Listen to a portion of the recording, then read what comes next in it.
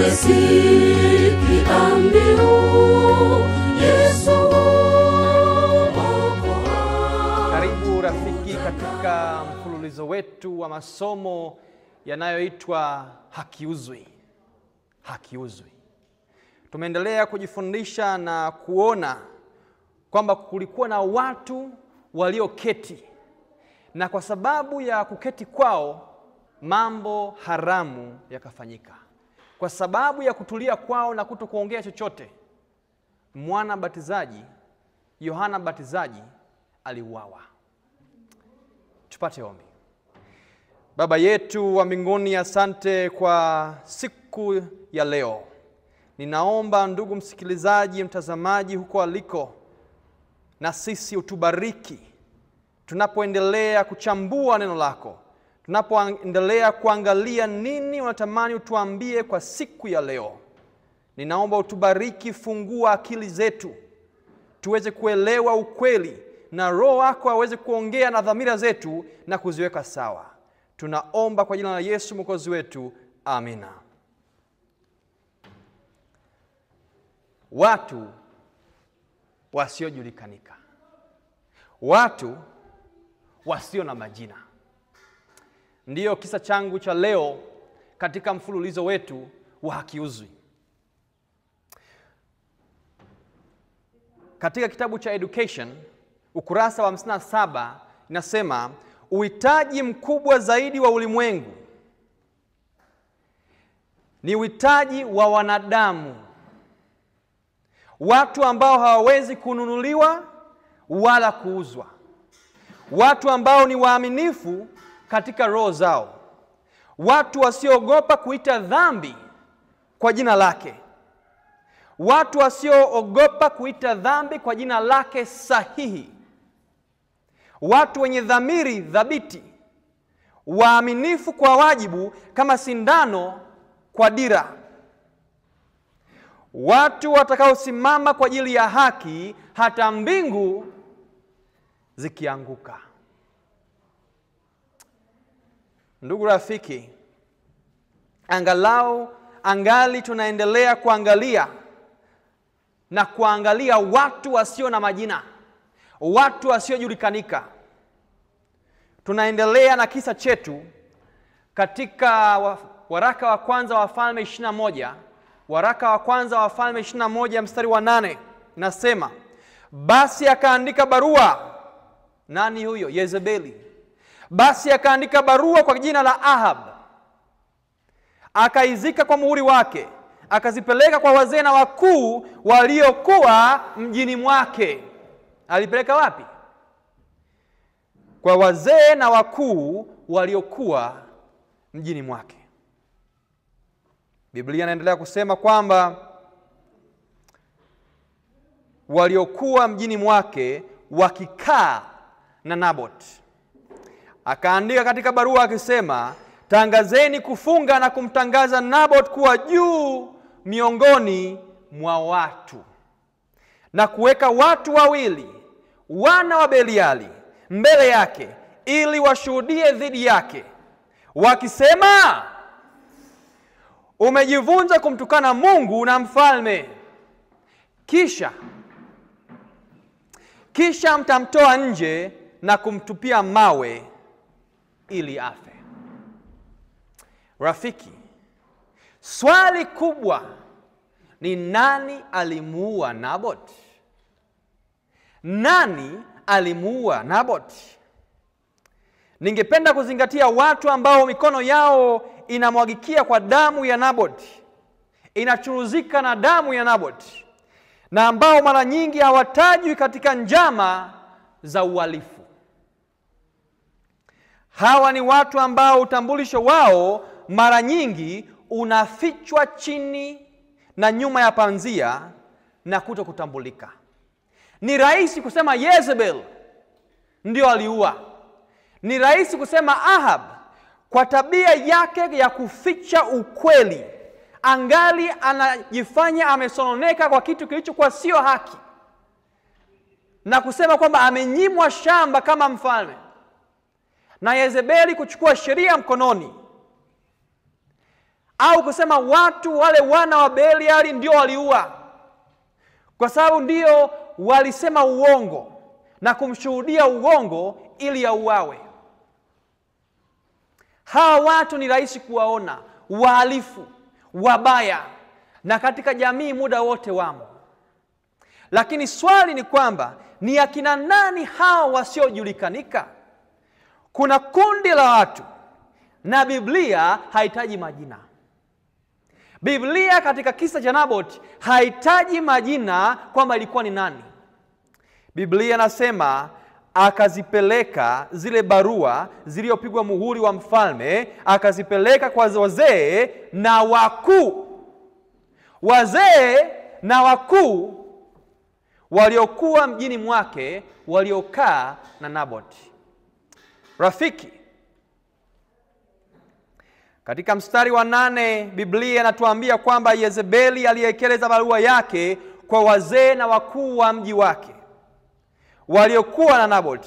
Tena katika mstari wa 11 tunasoma kwamba wanaume wa mji wake, hata wazee na wakuu ambao walikuwa wakazi wa mji wake, walifanya kama alivyowatuma Yezebeli, na kama ilivyoandikwa kwenye barua alizowatuma. Biblia inasema kwamba wale watu walifanya kama walivyotumwa. Waliuzika, walinunuliwa kwa bei rahisi, kwa sababu ya kuandikiwa barua kutoka kwa mfalme iliyopigwa muhuri, kwa sababu ilibeba jina la mfalme. Wakasema ngoja, Waswahili wanasema nini? Watumie hekima. Ngoja waifanye kama watu wazima. Na wakaamua kujishirikisha katika mauaji ya Naboth. Biblia inasema mara mbili kwamba watu wasiojulikana ambao walishiriki katika njama za kumuua Naboth walikuwa wazee, wakuu na wananchi wa mji. Na leo kwenye mfululizo huu wetu Hakiuzwi, natamani tuangalie vizuri zaidi, kwa kina hawa ni watu wa kina nani? Hawa watu tunioongelea hawa ni nani? Hawa wazee na wakuu, hawa watu wa mji wa Naboth walioruhusu raia wao auawe kwa njama mbaya ya uovu, kwa sababu kuna mtu mmoja, Ahab, alishindwa kujizuia na akatamani kitu kisichokuwa cha kwake.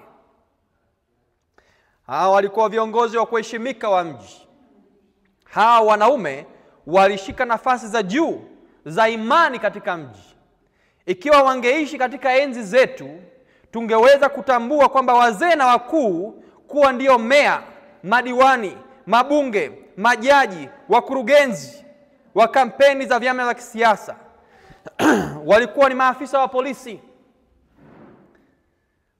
madaktari, waandishi wa habari, wahandisi wa benki na wafanyabiashara katika mikutano mikuu.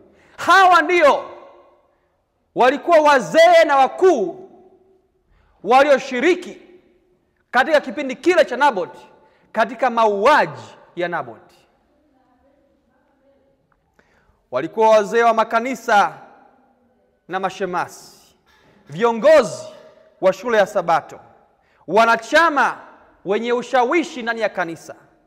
Walikuwa mababa na waume wenye heshima katika familia.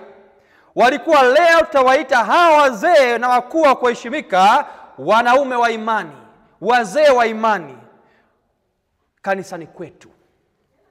Hawa ndio walimuua Naboth. Hawa viongozi hawa wa kijamii, kidini, kibiashara, wa kisiasa na wanafunzi ndio walishiriki katika njama ya Yezebeli na kuridhisha tamaa ya mume wake asio na hofu ya Mungu. Rafiki, Hawa walikuwa ndio waliohitajika kutangaza siku ya kitaifa ya maombi na ya kufunga ya uongo.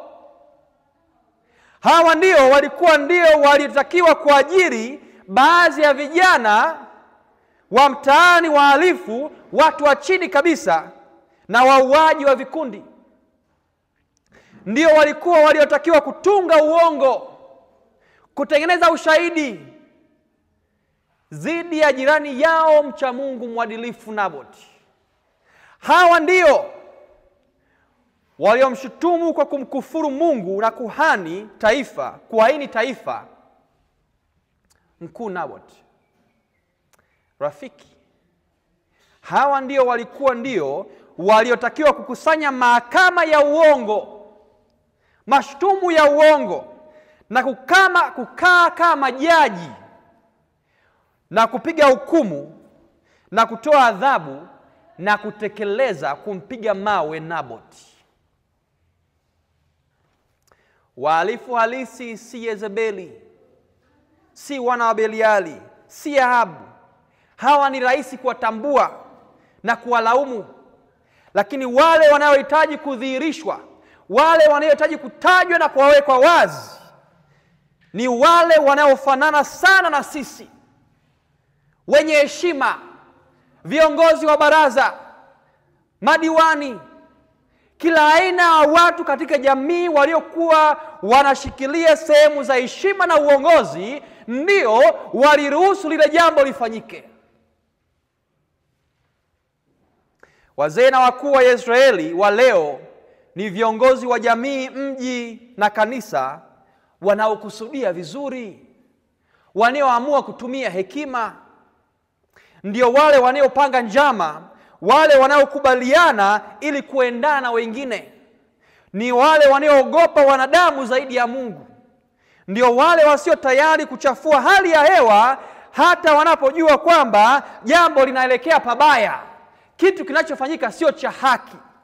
Ndio wale wanaokaa kimya wakati watu wanapaswa kuongea. Ndio watu wanaopenda kuwa katika kivuli huku wakivuta nyuzi za fitina. Rafiki, ndio wale wanaofanya kazi zao chafu bila kuchafua mikono. Ndio wale wanaofanya mauaji bila kuona damu katika mikono yao. Ni wale wanaoua kupitia mdomo wao na kukaa kimya. Ni watu wanaoonekana wana imani kubwa na wana vidole vinavyotishia amani vya wamiliki wenye nguvu kuliko wale waadilifu wa Mungu.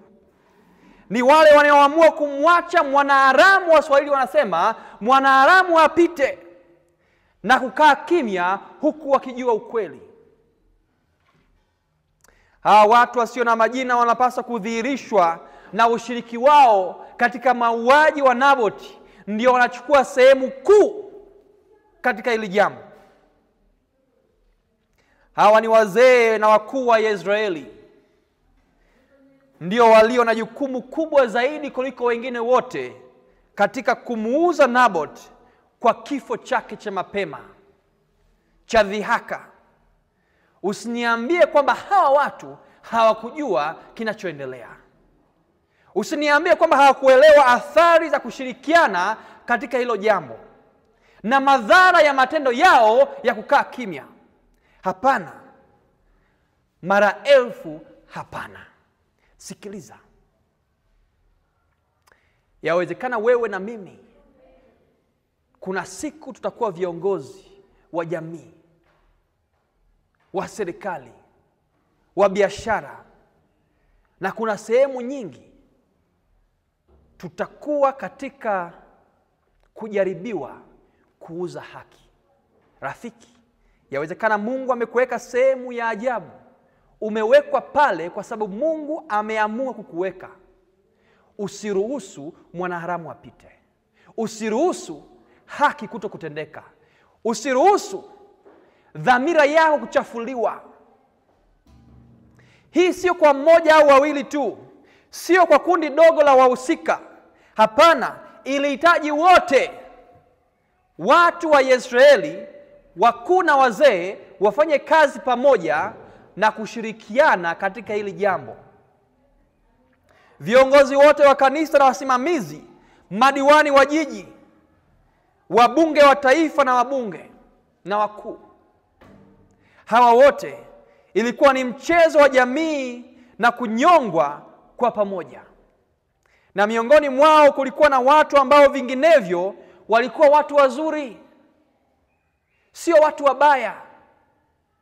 Ni wajumbe wa kamati ya utendaji, wawakilishi katika vikao vya mkoa na hata kikao cha mkutano mkuu. Hawa ndio watu waliobeba hatia kubwa kuliko wengine wote. Lakini hata hapa ni rahisi kutumia kifungu hiki cha wanasiasa wafisadi au viongozi wa dini wenye shauku, ikiwa ni wafuasi wa itikadi kali, wafuasi za kidini wenye itikadi kali, wahubiri wa televisheni, vikundi huru wa wafadhili.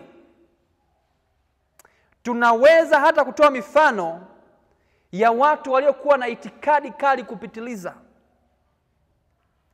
pia kuonyesha mifano ya unafiki wao wa kidini. Ni rahisi kuona wazee hawa na mashujaa hawa, wanaharakati wa kidini wenye itikadi kali, wanaoendelea kupitisha vitu kama hivi.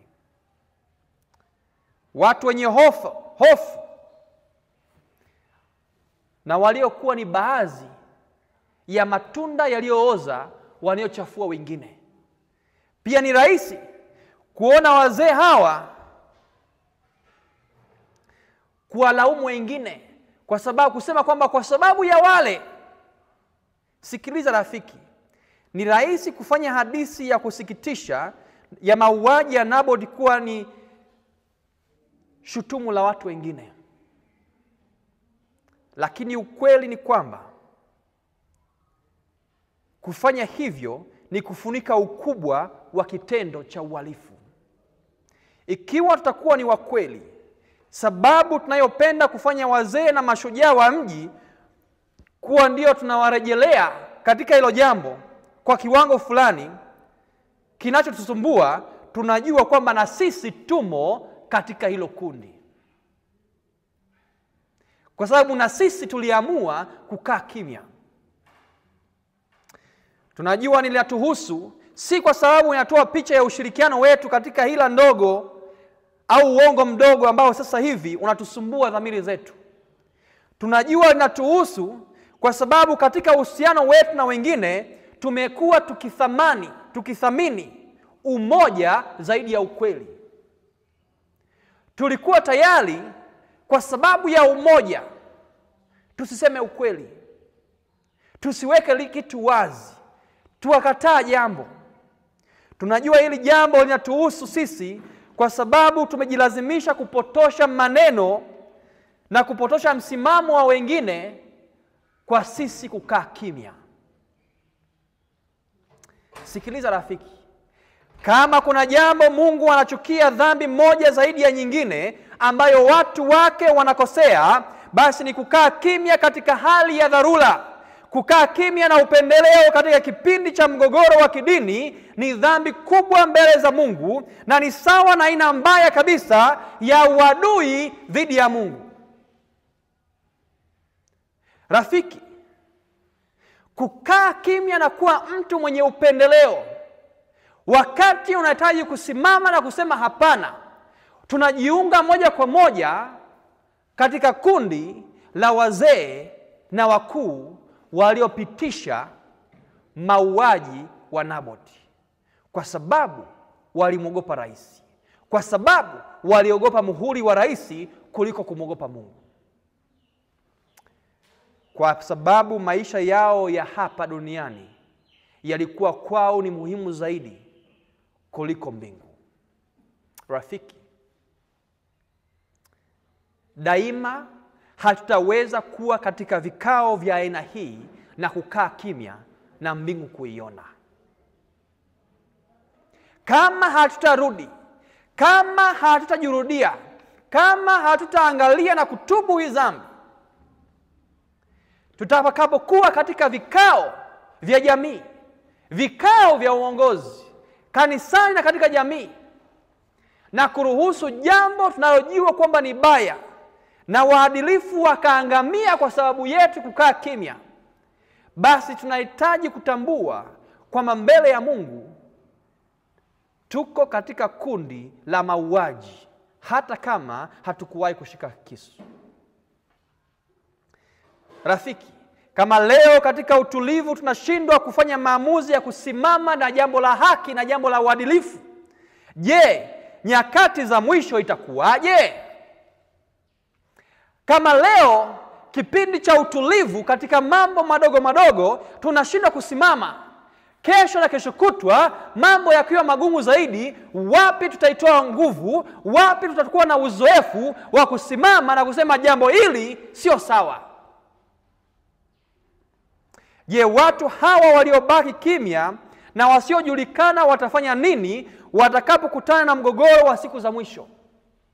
Je, msimamo huu mbele ya matokeo yanayoonekana kuwa madogo kwa sasa kweli utawaandaa? Utawaandaa kusimama kwa haki katika kama mbingu zitaanguka? Je, watakuwa wako tayari kusimama kwa haki hata kama mbingu zitaanguka? Wanapokabiliwa na hatari ya kejeli, matusi, kifungo kinachotishia na hata kifo, wakiamua kutokupitisha uovu, je, watakuwa tayari kufanya hivyo? Kama leo katika madogo tutashindwa kuwa waaminifu kwa Yesu aliyotufia msalabani na kuwa mwaminifu mpaka kifo, je, kesho itakuwaje? Natamani kukualika rafiki mtazamaji, ndugu msikilizaji, unaposikia maneno haya, kama kiongozi wa jamii, kama kiongozi kanisani, kokote uliko, Mungu anakuita usimame kwa ajili ya wale wanaolinda heshima yao kwa Mungu, wanaolinda utambulisho wao kwa Mungu, wanaolinda urithi wao wa milele Mungu aliowaidia, wanaolinda uadilifu wao na kutokupitisha uovu kwa kukaa kimya. Ni kitu gani rafiki kitatufanya wewe na mimi tupoteze mbingu na kutokumfuata Yesu na kutokusimama kwa ukweli? Mungu akubariki rafiki. Yawezekana kuna sehemu umepita, mambo yametokea, lakini bado angali uhai. Tunaweza tukarudi na tukarekebisha na tukatubu na tukaanza kusimama katika haki. Yesu anatupenda na anatuita kwa sauti ya upole. Tuombe. Baba yetu wa mbinguni, tunasema asante kwa siku ya leo uliotuonyesha wazi kwamba wazee na wakuu wa Israeli ni sisi tuliofanya njama na Yezebeli, wale wanaoruhusu vitu vibaya na uovu katika jamii vipite ni sisi, tuliokataa kuwa mwanga na nuru na kusimama kwa ajili ya haki. Jioni ya leo, asubuhi ya leo na siku ya leo, tunaposikia ujumbe huu, ninaomba utusaidie taa yetu na nuru yetu iwake, iwe kali, na kila mtu ajue na kutambua kwamba sisi tutasimama na waadilifu, sisi tutasimama na wenye haki, sisi tutasimama na wale wanaotamani mbingu, kwa sababu na sisi tumo katika hilo kundi. Na katika hii kipindi cha utulivu tutakuwa tunapata uzoefu wa kuweza kusimama katika siku za mwisho. Yesu, ninaomba utusaidie pale tulipokosea, utusamehe, tuweze kurudi na tuweze kuwa na uzoefu wa kusimama kama wewe ulivyokuwa mwadilifu hadi kifo kwa ajili yetu, ili tupate mbingu. Tunaomba kwa jina la Yesu Mwokozi wetu. Amina. Tumesikia mbiu